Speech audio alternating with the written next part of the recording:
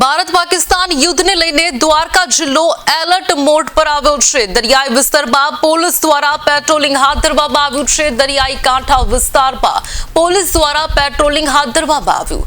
દ્વારકાધીશ મંદિરમાં પણ સુરક્ષામાં વધારો કરવામાં આવ્યો છે। એસઓજી અને એલસીબીની વિવિધ ટીમો દ્વારા સંકમંદો પર રાખવામાં આવી રહી છે બાજ નજર। સોશિયલ મીડિયા પર પોલીસ દ્વારા ચાંપતી નજર રાખવામાં આવી રહી છે। સુરક્ષાને લઈને દ્વારકા જિલ્લો પોલીસ એલર્ટ મોડ પર જોવા મળ્યો છે।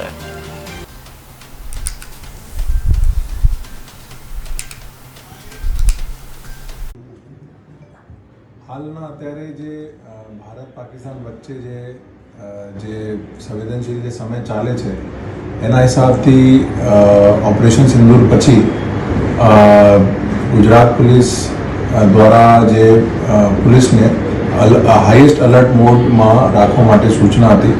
એના હિસાબથી જે દેવભૂમિ દ્વારકા પોલીસ જે બહુ સંવેદનશીલ વિસ્તારમાં છે, દરિયા માર્ગે બહુ કરીબ છે પાકિસ્તાનથી, એના હિસાબથી અહીંયાની પોલીસે પણ અત્યારે હાઈએસ્ટ અલર્ટ મોડમાં છે।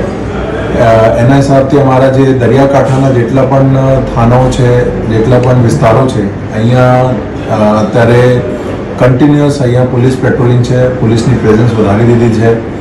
સાથે સાથે જે અમે પોલીસ બોટ્સ જે છે એની પણ જે અમને પેટ્રોલિંગ વધારી દીધી છે। જેટલા પણ સંવેદનશીલ દરિયાકાંઠાના વિસ્તારો છે, આ ટાપુ છે, વાઇટલ ઇન્સ્ટોલેશન છે, અને વારંવાર અહીંયા મુલાકાત લેવામાં આવે છે।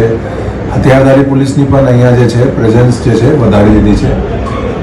અમારા જે દ્વારકા વિસ્તારમાં જે અમારો દ્વારકાધીશ મંદિર છે અને બીજા એવા સંવેદનશીલ વિસ્તારો છે, અહીંયા પણ પોલીસ હથિયારધારી પોલીસની એક પ્રેઝન્સ એ વધી ગઈ છે। અમારી બીટીડીએસ ટીમ સતત એક્ટિવ છે અને સાથે સાથે એલસીબી એસઓજી જે છે એની અલગ અલગ ટીમ